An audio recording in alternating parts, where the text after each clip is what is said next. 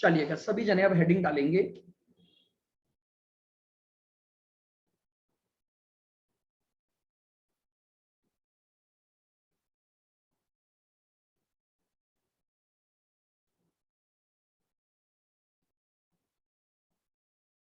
Chapter है learning curve.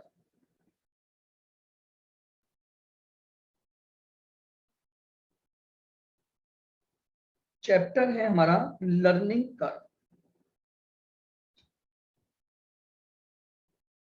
Approx 6 marks का question इसमें से बनने की उम्मीद रहती है। हर अटेम्प्ट में नहीं आता है इसका क्वेश्चन, ठीक है, बट अगर आता है तो 6 नंबर तक का क्वेश्चन हमारे पास रहता है। चलिएगा, अब समझते हैं बेसिकली लर्निंग कर्व होता क्या है। देखिए, बात को बहुत ध्यान से सुनना। लर्निंग का मतलब होता है सीखना। लर्निंग का मतलब क्या होता है? सीखना। अब ये क्या बात हुई? बिल्कुल, अब मेरी बात को बहुत ध्यान से सुनना। देखिए, कोई भी पर्सन, चाहे वो मैं हूं, चाहे वो आप हो, चाहे वो कोई एम्प्लॉय है, चाहे वो कोई वर्कर है, सभी जनों पर लर्निंग इंपैक्ट अप्लाई होता है। सभी जनों पर लर्निंग इंपैक्ट अप्लाई होता है। लर्निंग इंपैक्ट क्या होता है? ध्यान से सुनना। लर्निंग इंपैक्ट ये बोलता है, आप जब एक पर्टिकुलर टाइप ऑफ वर्क को बार बार रिपीट करोगे, जब आप एक पर्टिकुलर टाइप ऑफ वर्क को बार बार रिपीट करोगे, तो हर अगली बार जब आप वो काम करोगे तो उस काम को करने में जो रिसोर्स कंजम्पशन होगा, वो रिसोर्स कंजम्पशन आपका क्या हो जाएगा? कम हो जाएगा। इसे कहते हैं लर्निंग इंपैक्ट का आना। समझना, मान लो आपने पहली बार कॉस्टिंग का कोर्स किया। आप उस कोर्स को करने के लिए टोटली नए थे। आपने कोर्स करना चालू किया और आपको कुछ समय उस कोर्स को करने में लगा। मान लो 30 दिन आपको लग गए। अब आप जरा सोचो, एक बार जब आपने उस कोर्स को कर लिया तो कुछ ना कुछ लर्निंग तो की होगी। और अब मान लो आप अगली बार जब दोबारा कॉस्टिंग का कोर्स करोगे, तो बताइए, क्या आप ये मानते हैं कि लर्निंग इंपैक्ट की वजह से आपको जो समय लगेगा वो 30 दिन से कम लगेगा? मानते हैं इस बात को?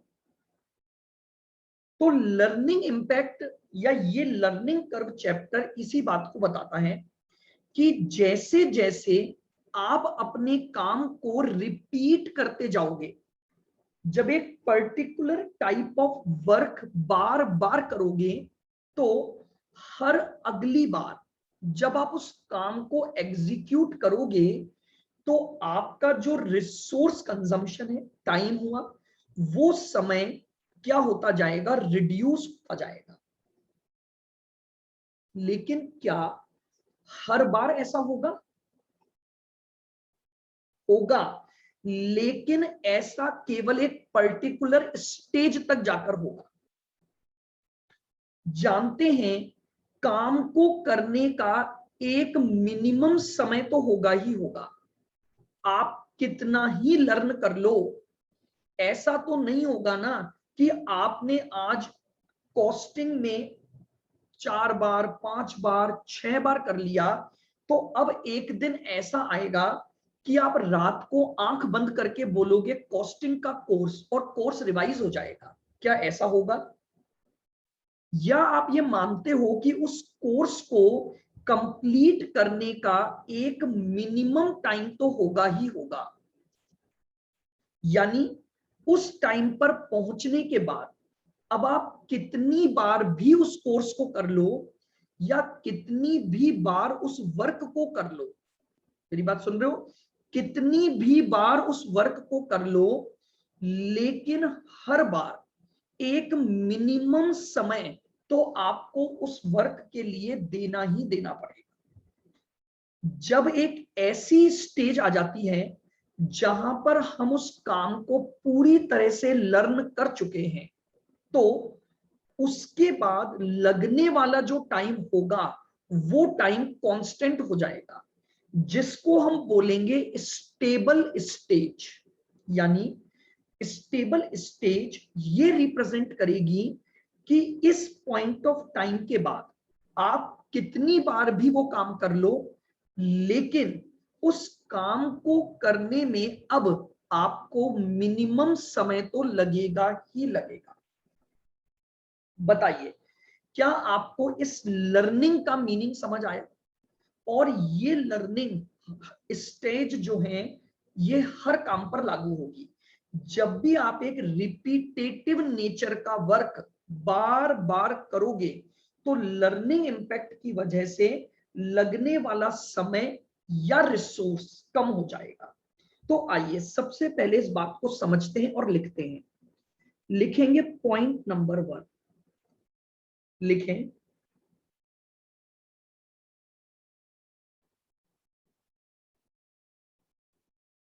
whenever any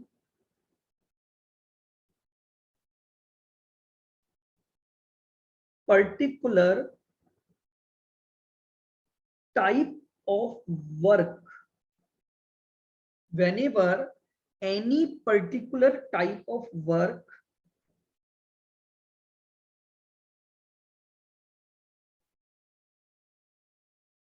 will be executed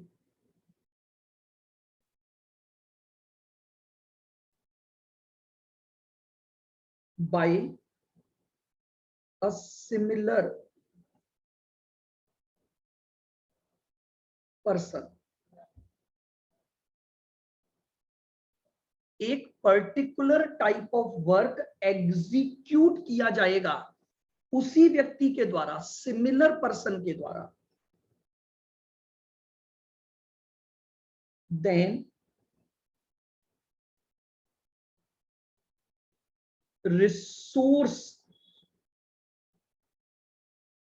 consumption, then resource consumption, that is time या material,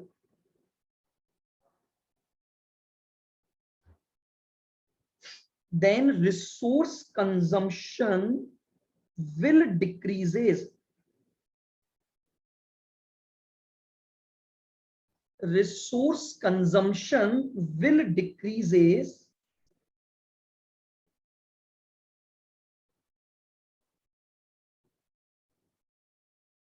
एक मिनट रुकना, resource consumption will decreases for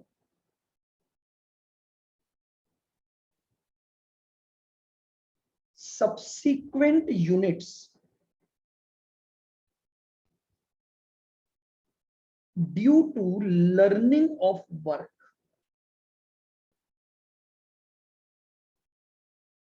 due to learning of work. लीजिए, तो लर्निंग कर्व क्या बता रहा है? जब, ध्यान से सुनना, कुछ बातें यहां इस डेफिनेशन में इंपॉर्टेंट हैं। पर्टिकुलर टाइप ऑफ वर्क यानी सिमिलर वर्क ही होना चाहिए, और सिमिलर पर्सन ही करेगा। तो जब कोई एक सिमिलर पर्सन एक पर्टिकुलर टाइप ऑफ वर्क को बार बार एग्जीक्यूट करेगा, तो जब जब वो सब्सीक्वेंट यूनिट बनाएगा तो जो रिसोर्स कंजम्पशन है वो कम होता जाएगा। और ये जो रिसोर्स कंजम्पशन है ये कम होगा due to learning of work, क्योंकि आप काम को करना सीखोगे तो हर अगली बार उस काम को करने में कुछ समय कम लोगे। तो बेसिकली ये बेसिक मीनिंग है लर्निंग थ्योरी का या लर्निंग कर्व का। आइए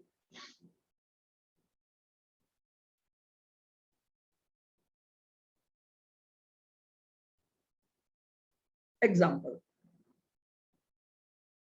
जैसे मान लीजिए आपने पहली यूनिट बनाई या पहली बार कोई काम किया, तो मान लेते हैं आपको उस काम को करने में 40 आवर्स लगे।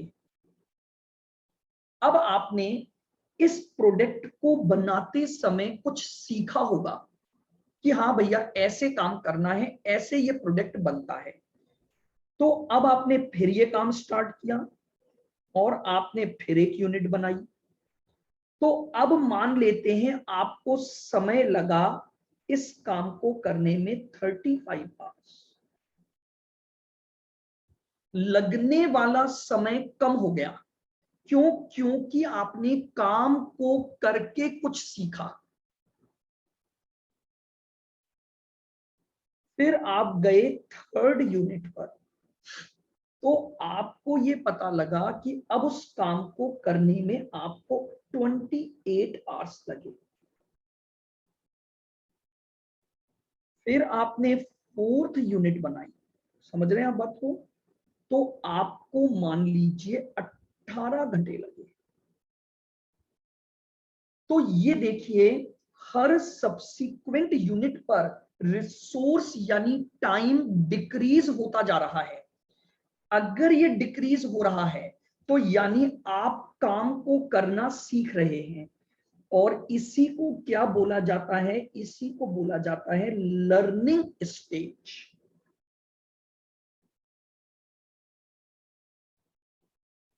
लर्निंग स्टेज बोला जाता है। बताइए क्या यहां तक की बात बिल्कुल क्लियर है?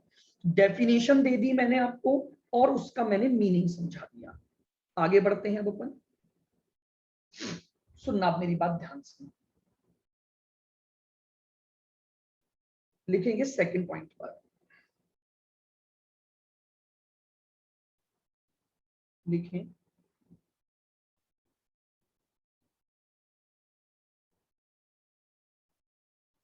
After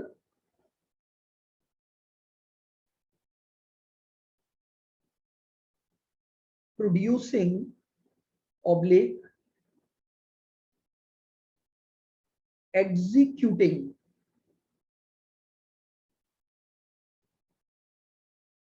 work again and again, again and again, after producing या executing the work again and again,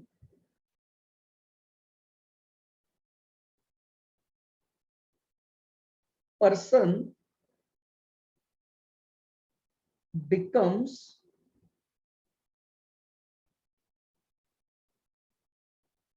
experienced, person become experienced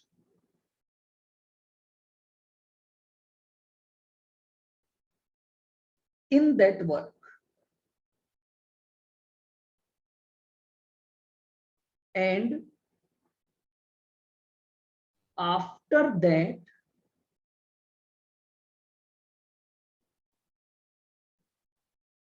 resource consumption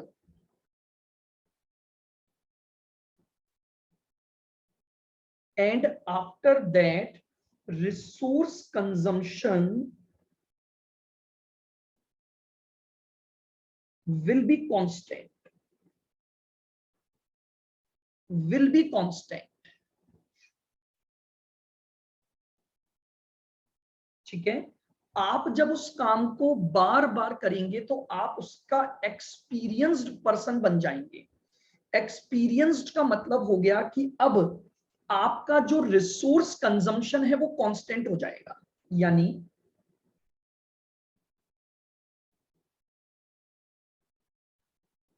resource consumption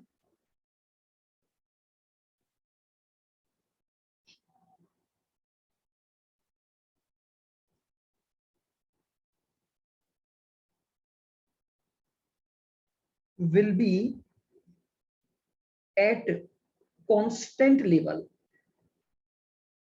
Resource consumption will be at constant level, which is known as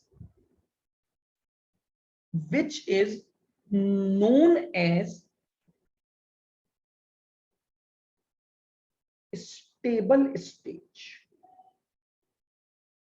ये लीजिए, अगला point मैंने क्या लिखा वो समझना है। बहुत सिंपल सा कॉन्सेप्ट है।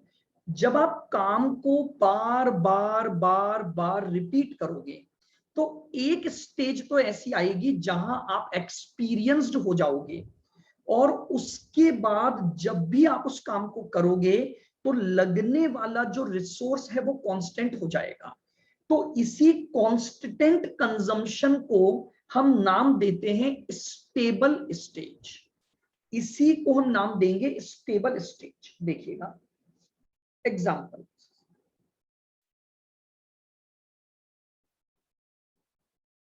एग्जाम्पल से जरा इस बात को करते हैं।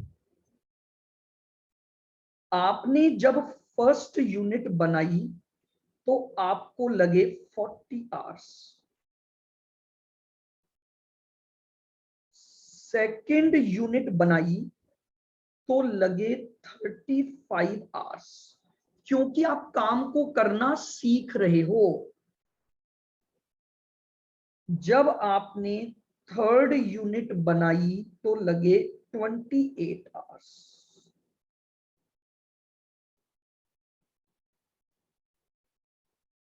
फोर्थ यूनिट पर आपको लगे 18 आवर्स,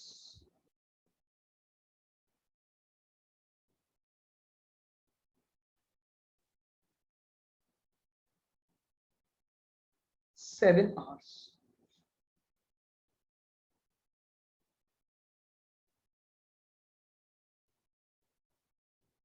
सेवन आवर्स,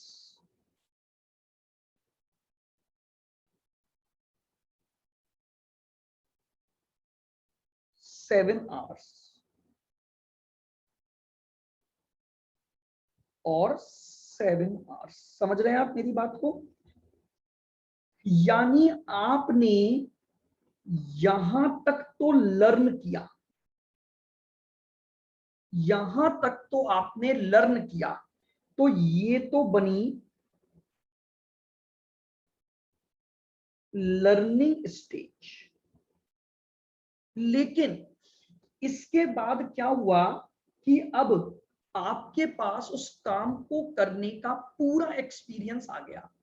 तो यानी आपने अब उस काम को जब किया तो लगने वाला समय कांस्टेंट हो गया। इसे बोला गया स्टेबल स्टेज। इसे बोला गया स्टेबल स्टेज। तो लीजिए, मेरे हिसाब से आपको पॉइंट नंबर सेकंड भी बिल्कुल क्लियर होगा कि एक ऐसा समय तो आएगा जब आप उस काम को करना सीख चुके हो, और अगर काम को करना सीख चुके हो तो अब जो लगने वाला समय होगा वो समय आपका प्योरली क्या हो जाएगा, एक कांस्टेंट पीरियड में कन्वर्ट हो जाएगा। और अगर वो कांस्टेंट पीरियड बन गया तो इसका मतलब अब आपके पास क्या आ गई, अब आपके पास एक स्टेबल स्टेज आ गई।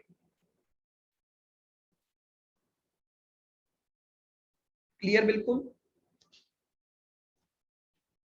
आइए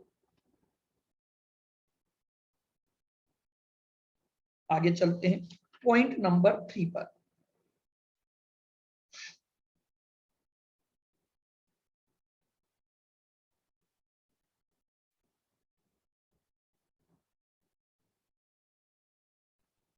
लिखें point number 3।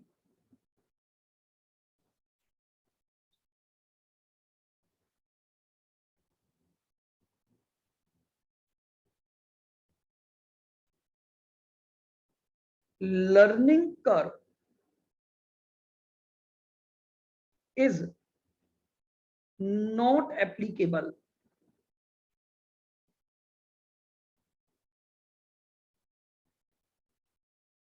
on learning curve apply नहीं होगा।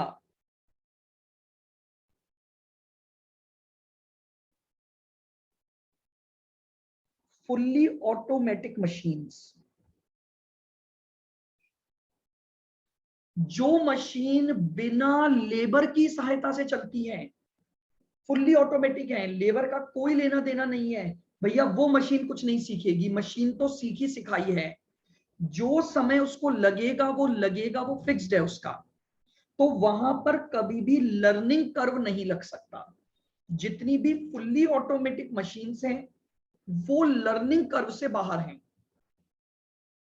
और दूसरा, एक्सपीरियंस्ड वर्कर,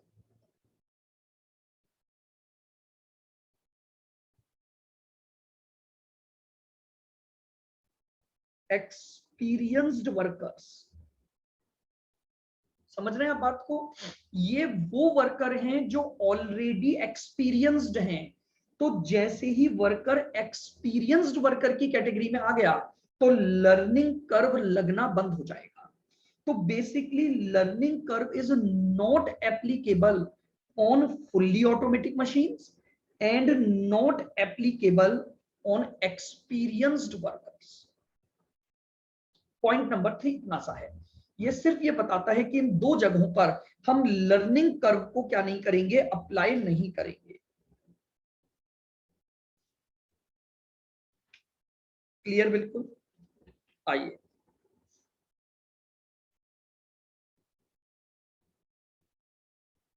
पॉइंट नंबर 4,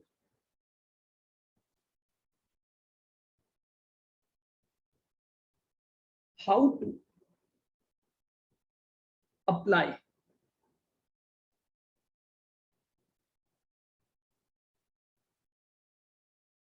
हाँ, शुरू में अप्लाई होगा, लेकिन मान लो मुझे क्वेश्चन में दे दिया गया है कि अब ये वर्कर एक्सपीरियंस्ड वर्कर बन चुका है, तो लर्निंग कर्व लगना बंद हो गया। मैं ये बोल रहा हूं लर्निंग कर्व कहां कहां पर नहीं लगेगा। जब तक वो एक्सपीरियंस्ड नहीं बना तब तक तो लगेगा ही लगेगा, लेकिन अगर वो एक्सपीरियंस्ड बन गया तो उसके बाद लर्निंग कर्व लगना बंद हो जाएगा। How to apply learning curve.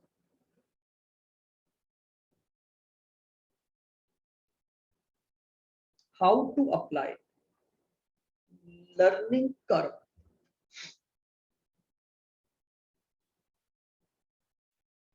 इन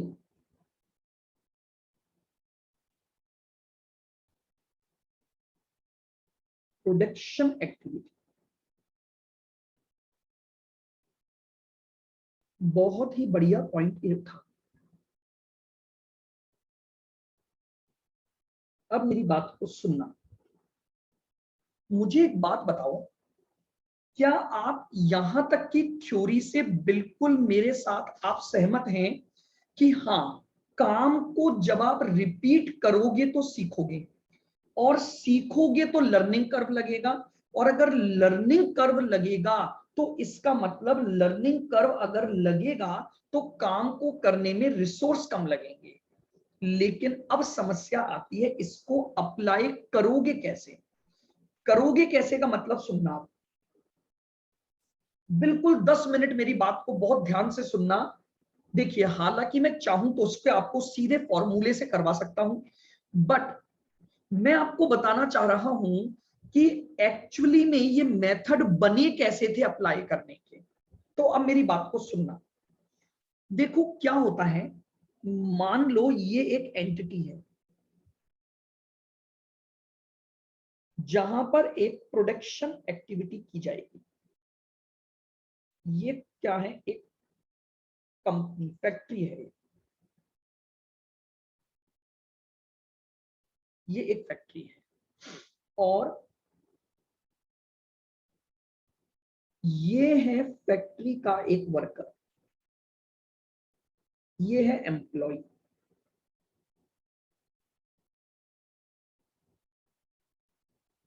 मुझे एक बात बताओ, आपको इस एम्प्लॉय से काम करवाना है, क्या आपको ये लगता है काम करवाओगे जब इसके पास ऑर्डर आएगा? भाई ऐसा तो है नहीं ना कि हमारे पास प्रोडक्ट को बनाने के ऑर्डर ही नहीं है और हम प्रोडक्ट बनाते जा रहे हैं। वो तो हमारे लिए और नुकसानदायक है, हमारी मनी का ब्लॉक हो जाना। हमें पता ही नहीं है कि भैया बनाना है कि नहीं बनाना। तो समस्या जो है वो सुनना, इस फैक्ट्री के पास ये एक कस्टमर आया,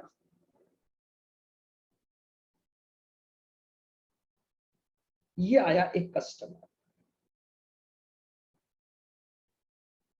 और कस्टमर ने आकर यहां पर इंक्वायरी की कि भैया मुझे ये प्रोडक्ट, बहुत ध्यान से पूरे कंसंट्रेशन से सुनना, मुझे ये प्रोडक्ट चाहिए, इसकी कुछ यूनिट चाहिए, तो बताओ आप इस प्रोडक्ट की क्या प्राइस कोट कर रहे हो, क्या है। प्राइस पूछे बिना क्या ये कस्टमर इस फैक्ट्री को ऑर्डर दे देगा क्या, या पहले वो प्राइस पूछेगा। चलिए, तो कस्टमर ने अपनी रिक्वायरमेंट बता दी और कस्टमर ने बोला कि मुझे आप एक प्राइस कोट कर दो कि भैया कितने में आप मुझे ये प्रोडक्ट दोगे। अब सुनो ध्यान से, इस फैक्ट्री का जो मैनेजमेंट था, यानी ये है, कौन है ये एक कॉस्ट अकाउंटेंट है, ये एक कॉस्ट अकाउंटेंट है। फैक्ट्री के मैनेजमेंट ने कॉस्ट अकाउंटेंट को बुलाया और पूछा कि भाई बता इस प्रोडक्ट को बनाने में क्या कॉस्ट लगेगी। ये काम किसका है, कॉस्ट अकाउंटेंट का काम है। तो मैनेजमेंट ने कॉस्ट अकाउंटेंट से पूछा कि भाई बता प्रोडक्ट को बनाने में क्या कॉस्ट लगेगी, ताकि उस कॉस्ट में हम अपना प्रॉफिट मार्जिन जोड़ पाए और प्रॉफिट मार्जिन जोड़कर एक प्राइस कोट कर दें। कॉस्ट अकाउंटेंट को बोला गया कि बता इस प्रोडक्ट को बनाने की क्या कॉस्ट लगेगी, अगर तू ये बता देगा तो मैं इसमें प्रॉफिट जोड़ दूंगा, और प्रॉफिट जोड़ दूंगा तो कस्टमर की कोट करने वाली प्राइस आ जाएगी। कॉस्ट अकाउंटेंट ने अपना काम चालू किया। उसने बोला देखो सर, डायरेक्ट मटेरियल इतने का लगेगा, डायरेक्ट लेबर। सर जी एक समस्या है। मैनेजमेंट ने पूछा, बोलो क्या। बोले सर जी, जो एम्प्लॉई इस काम को करेगा वो कितना समय लेगा, ये कैसे पता लगेगा। सुनना, ये एम्प्लॉई पहले भी इस काम को कर चुका है, तो इसने उस काम से क्या सीखा ये तो तभी पता लगेगा जब उससे काम करवाओगे। मेरी बात को बहुत ध्यान से सुनना, बहुत बढ़िया लॉजिक था इस मेथड का। तो ये एम्प्लॉय, जैसे मान लो फॉर एग्जांपल मैंने श्रद्धा से पूछा, श्रद्धा एक बात बताओ, आपने पहली बार कॉस्टिंग का कोर्स किया तो आपको 20 दिन लगे, अब मुझे आप बताओ कि आप जब इस कोर्स को दूसरी बार करोगी तो कितना समय लगेगा। श्रद्धा क्या बोलेगी, सर जब मैं कर लूंगी तभी तो बता पाऊंगी कि भैया कितना समय लगा या मैंने क्या सीखा। आप समझ रहे हो मेरी बात को। मैंने श्रद्धा से पूछा कि बताओ जब तुम दूसरी बार इस काम को करोगी तो तुम्हें कितना समय लगेगा। श्रद्धा बोलेगी कि सर जी जब मैं काम को करूंगी तो पता लगेगा ना कितना समय लगेगा, मैं अभी कैसे बताऊं और किस बेस पर बताऊं कि मैंने क्या सीखा। यही समस्या इस कॉस्ट अकाउंटेंट को आ गई। ये कॉस्ट अकाउंटेंट बोल रहा है सर जी ये एम्प्लॉई जब काम करेगा तो पता लगेगा इसने क्या सीखा था। और इसने क्या सीखा था, उस वजह से काम को करने का जो समय है वो पता लग जाएगा, इनटू कर देंगे हमारी जो रेट है, तो मेरे पास लेबर कॉस्ट आ जाएगी। बताइए क्या आप एग्री करते हैं ऐसा होना चाहिए? जब ये काम को करेगा तभी तो पता लगेगा कि इसने क्या सीखा था, और जो सीखा था उस वजह से ये काम को कितने समय में पूरा कर देगा, ये बात तभी पता लगेगी जब ये काम करेगा, अदरवाइज पता नहीं लग सकती। बोलो क्या यहां तक की मेरी बात समझ आई? यानी कॉस्ट अकाउंटेंट ने बोला सर जी इससे काम करवाओ, जब काम करवाओगे तो ही पता लगेगा कि इसने लर्निंग की वजह से क्या सीखा और कितना समय काम को करने में लगा।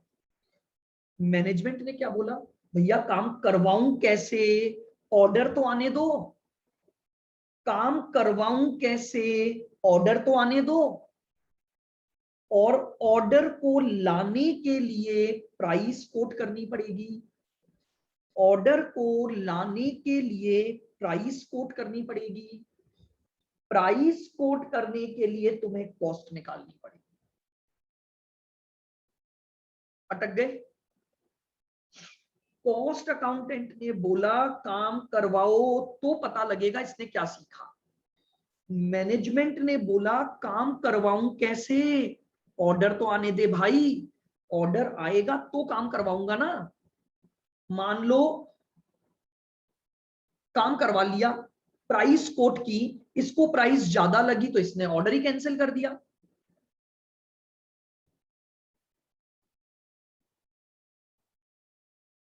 बिल्कुल हम यही चीज सीख रहे हैं। देखो कितना बहुत बढ़िया कॉन्सेप्ट था ये, हालांकि ये अप्लाई नहीं हो पाया ज्यादातर इंडस्ट्रियों में, लेकिन हाँ जाने अनजाने हर जना इस कॉन्सेप्ट को अप्लाई करता है। तो अब मैनेजमेंट को क्या बोलना है, मैनेजमेंट बोल रहा है इससे कि यार तुझे अपॉइंट किस लिए किया, तुझे अपॉइंट किया ये कॉस्ट निकालने के लिए, तुझे क्यों 8 लाख का पैकेज दे रहा हूं, तू भैया सीए में बन के आया है ना, तू सीए में बन के आया है, तो भैया तुझे पता होना चाहिए।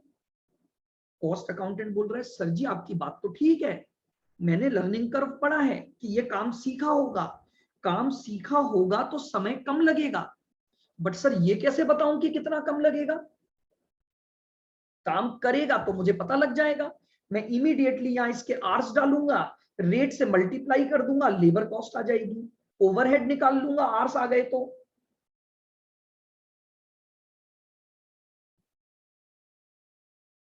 ओवरहेड्स ले लूंगा, आर्स पता लग चुके हैं, ओवरहेड की रेट ले लूंगा, ये मेरे पास आ गया, तो ये मेरे पास टोटल कॉस्ट आ जाएगी, मैं आपको बता दूंगा ये लो काम तैयार।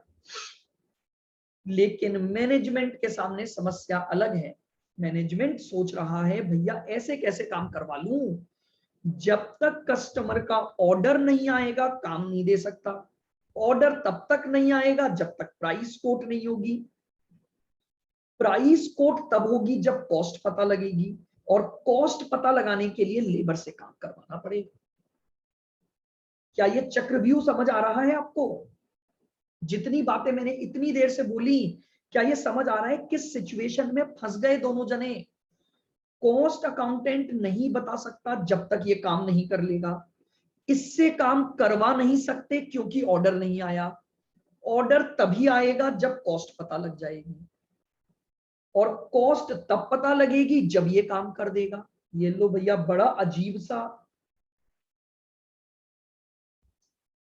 अरे गौरव यही तो चैप्टर था जिसने इसका सॉल्यूशन दिया कि भैया अब क्या करें,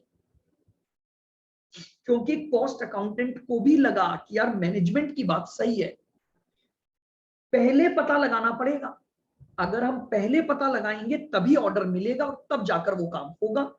तो कॉस्ट अकाउंटेंट ये बात मान गया। आइए अब कॉस्ट अकाउंटेंट ने ये बात मान ली, तो कॉस्ट अकाउंटेंट क्या कर रहा है समझना, हाउ टू अप्लाई लर्निंग का। आ जाओ।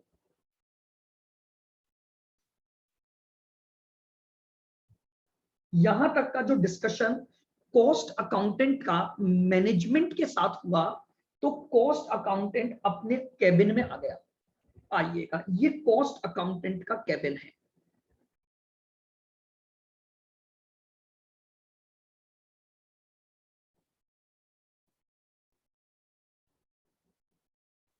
ठीक है, ये है ऑफिस ऑफ सीएमए, और ये कॉस्ट अकाउंटेंट आ गया। मैनेजमेंट की बातें सुनकर ये आ गया। यहां कौन है? ये कौन है? ये कौन है?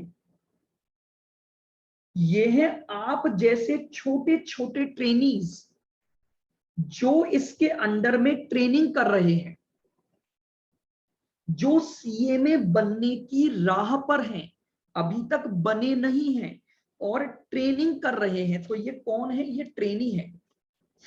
ये कौन है? ये ट्रेनी है। सुनोगे अब मेरी बात को बहुत ध्यान से। इस कॉस्ट अकाउंटेंट ने अपने इन ट्रेनीज को बुलाया, इनके पास गया या इनको बुलाया। सुनना बहुत ध्यान से। इसने इन दोनों ट्रेनी को भेजा। कहां भेजा? बोले डेटा कलेक्ट करो। ये बोले सर कौन सा डेटा कलेक्ट करना है? बोले देखो मेरी बात को गौर से सुनना। ये जो एक्स लिमिटेड है, जो भी ये कंपनी है, ये मान लेते हैं M1 बनाती है, मशीनरी बनाती है M1। मैंने कहा एक काम करो, M1 बनाने वाली अदर कंपनीज में जाओ। M1 बनाने वाली अदर कंपनीज में जाओ। इनको भेजूंगा अदर कंपनीज में।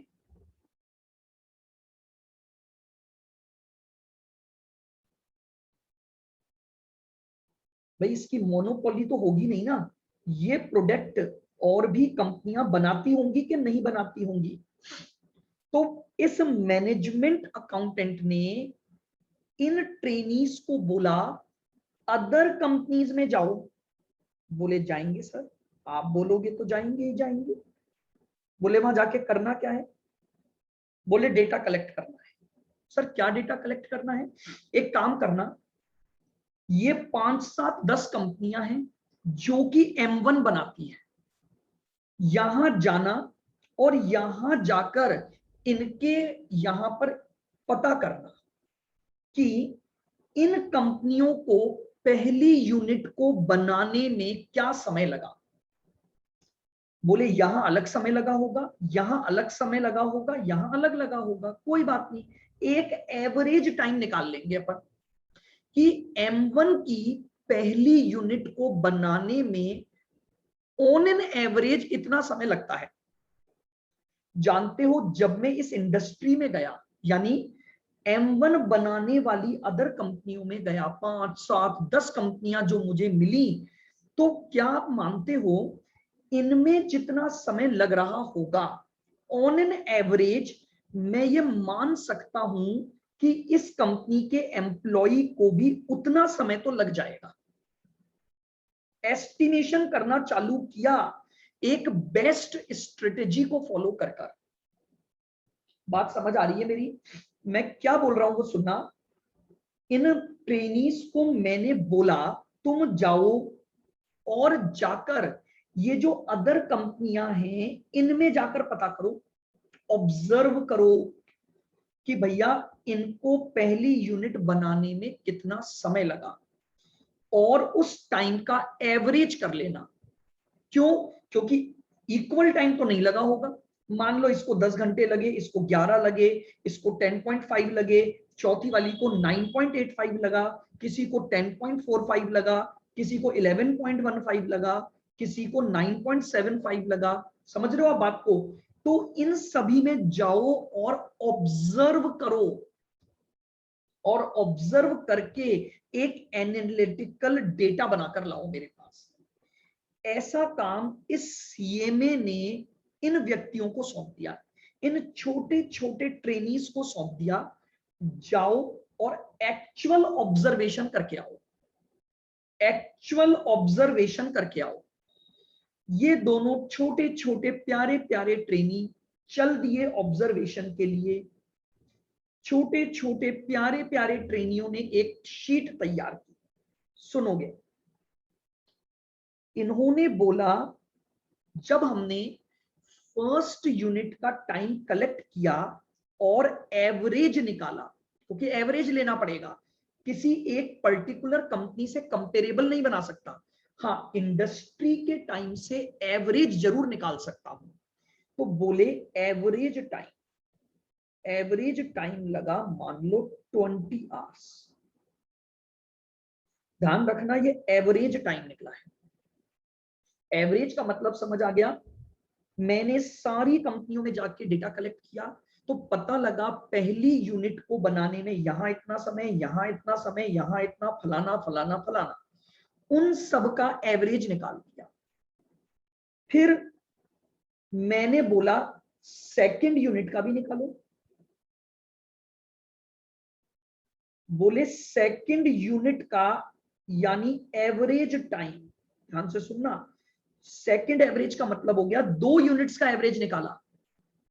यानी मैंने क्या किया, फिर ये देखा कि भैया दूसरी यूनिट बनाने में कितना समय लगा, पहली यूनिट का समय दूसरी यूनिट का समय जोड़ा होगा और एवरेज निकाल दिया मैंने कि भैया ये 2 यूनिट का एवरेज है। फिर मैंने कहा ऐसा ही थर्ड पर करो, फिर थर्ड यूनिट निकालो सबकी, फिर सबका एवरेज कर लो। तो एवरेज करने पर यह पता लगा कि मान लेते हैं यहां पर जो समय लगा 13.25 आवर्स। फिर फोर्थ यूनिट के लिए यह काम हुआ,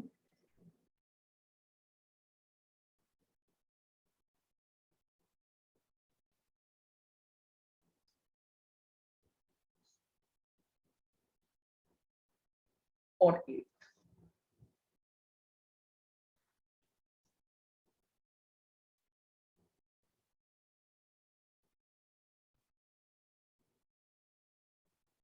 ठीक है, मैंने यहां के टाइम नहीं लिखे। ऐसी एक शीट कौन प्रिपेयर करके लाया बताओ, ऐसी एक शीट कौन प्रिपेयर करके लाया? ये ट्रेनीज, प्यारे प्यारे छोटे छोटे ट्रेनीज ऐसी एक एनालिटिकल शीट बनाकर ले आए।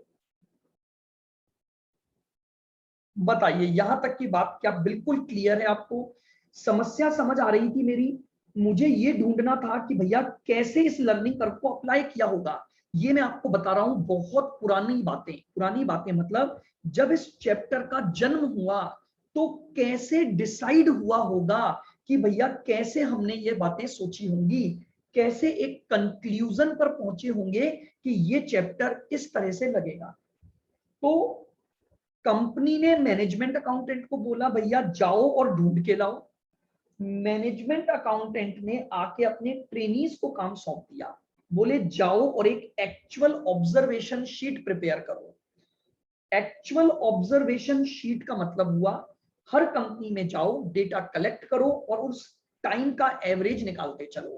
पहली यूनिट का एवरेज, दूसरी यूनिट का एवरेज, तीसरी यूनिट का एवरेज, चौथी यूनिट का एवरेज, पांचवी, छठी, सातवीं, आठवीं, इस तरह से वो जाकर एक शीट बनाकर ले आए कि भैया ये शीट इन ट्रेनीज के द्वारा किसको दे दी गई? कॉस्ट अकाउंटेंट को दे दी गई, सीएमए को एक शीट प्रोवाइड कर दी गई। बताइए क्या यहां तक की बात में आपको कोई भी डाउट है तो मुझे बताएं। थोड़ा सा बस 10 मिनट और लूंगा मैं, ताकि मेरा ये कंक्लूजन में पूरा आपको बता दूं। यहां तक क्लियर है बिल्कुल? चलिए तो फिर आगे बढ़ता हूं मैं। अब क्या हुआ जरा सुनना, 1 मिनट, मैं जरा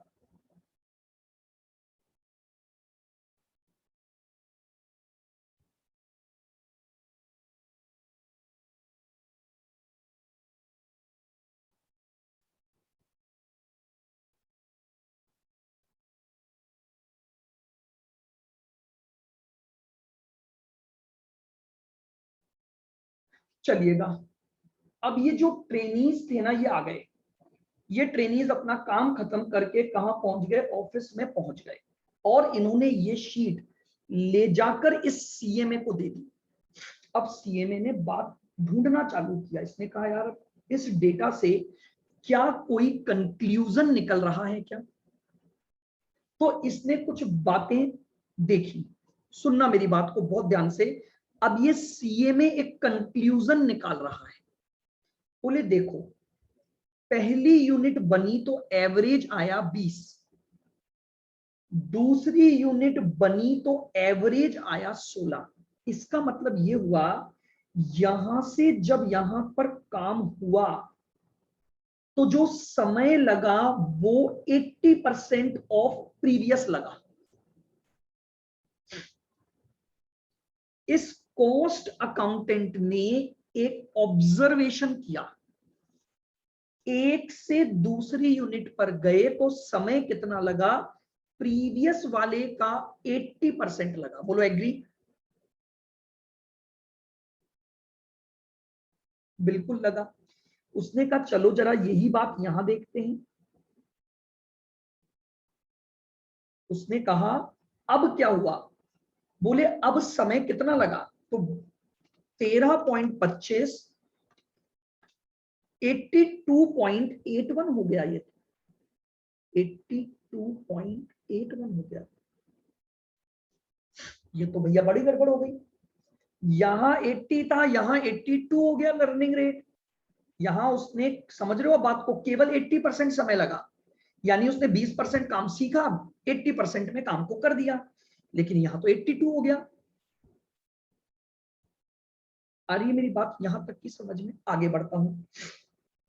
अब उसने कहा यार फिर कुछ और ढूंढते हैं, फिर उसने कुछ ढूंढा।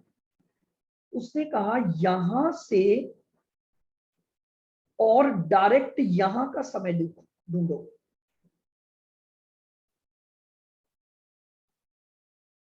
16 लगता था, जब मैं 4 पर गया तो 12.80 आया।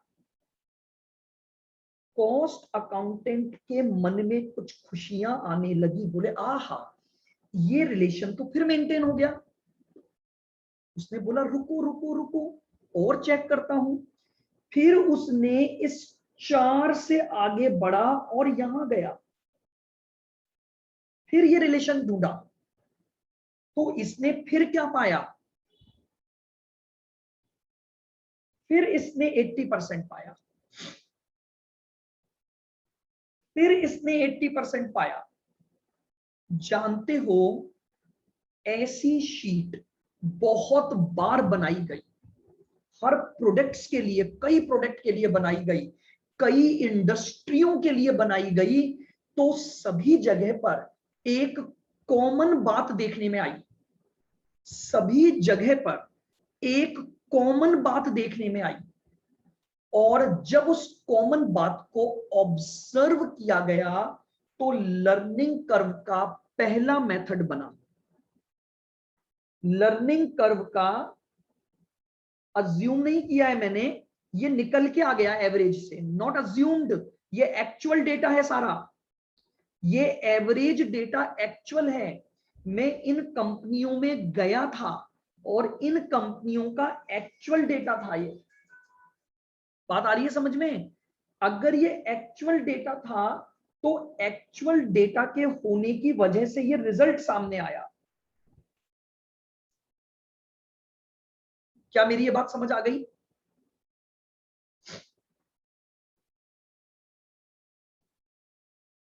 परसेंटेज कैसे आया, कौन सा परसेंटेज आया, अरे भाई एक्चुअल से निकला है। ये काम 20 घंटे में हुआ, फिर 16 घंटे में हुआ, इसका मतलब इसके कंपैरिजन में 80% समय लगा। जब मैंने चौथी यूनिट का एवरेज एक्चुअल में देखा तो मुझे पता लगा इसका फिर 80 लगा।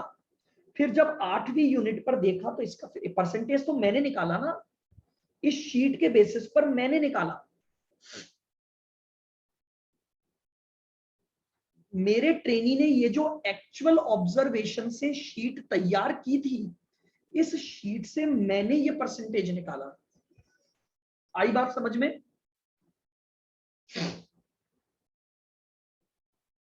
ऐसा नहीं है, देखो इसको निकालने के बाद भी कई जगह पर इसको अप्लाई किया गया, तब जाके एक fundamental rule of learning curve लगा। अब मेरी बात सुनना, आपको ये परसेंटेज निकालना नहीं है, आपको तो क्वेश्चन देगा, आपको तो ये परसेंटेज देगा। मैं तो आपको ये समझा रहा हूं ये मेथड डेवलप कैसे हुआ था, एक्चुअल ऑब्जर्वेशन से ये मेथड डेवलप हुआ था, और इसीलिए इस मेथड का नाम पड़ा डायरेक्ट ऑब्जर्वेशन मेथड। इस मेथड का नाम पड़ा डायरेक्ट ऑब्जर्वेशन मेथड, जहां पर मैंने डायरेक्टली कंपनियों में गया और वहां जाकर ऑब्जर्व किया और तब जाकर एक फंडामेंटल रूल मैंने डेवलप किया। इस कॉस्ट अकाउंटेंट ने बहुत मेहनत करके एक फंडामेंटल रूल डेवलप किया ताकि लर्निंग कर्व का एप्लीकेशन समझ आए। अब बस एक लाइन सुन ले, मैं लिखवा बाद में नेक्स्ट क्लास में दूंगा आपको। तो एक रूल बनाया, और रूल क्या बना वो सुनना। मेथड का नाम बना डायरेक्ट ऑब्जर्वेशन मेथड, क्योंकि डायरेक्ट ऑब्जर्वेशन से ये रूल बना था। और रूल क्या बना वो सुन लो अब। What will be the rule, क्या रूल होगा? whenever production increases and becomes double of the preceding, जब जब प्रोडक्शन बढ़ेगा,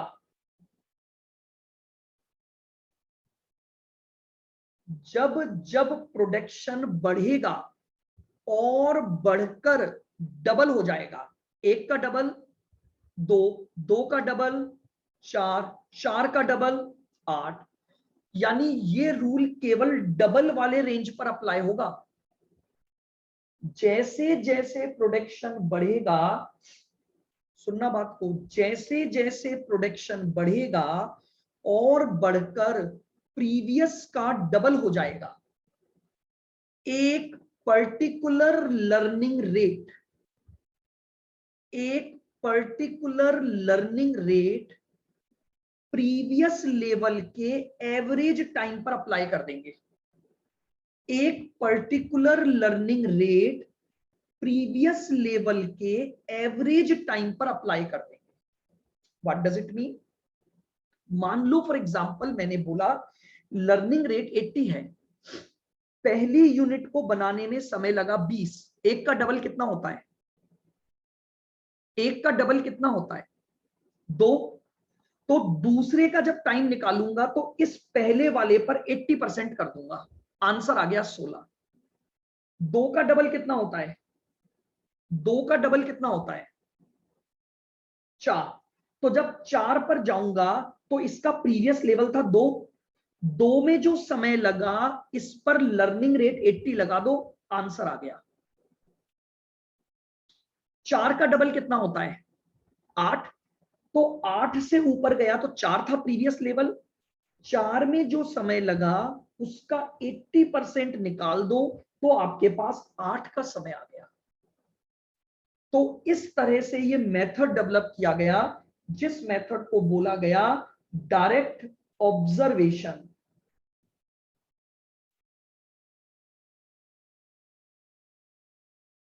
नहीं नहीं, क्वेश्चन तो लर्निंग रेट देगा, डबल की रेंज तो आपको देखनी है भाई, डबल तो करना आता है ना। एक, एक का डबल 2, 2 का डबल 4, 4 का डबल 8, 16, 32, 64, 128, 256, ये डबल है, डबल तो आप कर ही सकते हो। लर्निंग रेट आपको क्वेश्चन में दे दी जाएगी, आपको बस एक डबल की रेंज बनानी है और ये रूल अप्लाई करना है प्रीवियस के कंपैरिजन में। इस बार जो समय लगेगा वो प्रीवियस के एवरेज, ध्यान रखना एवरेज पर लगेगा। ये रूल एवरेज टाइम पर लगा था। एक बार बस खत्म करते हैं बात को, रूल वापस सुन लेना। मेथड का नाम पड़ा डायरेक्ट ऑब्जर्वेशन मेथड, और रूल क्या बना?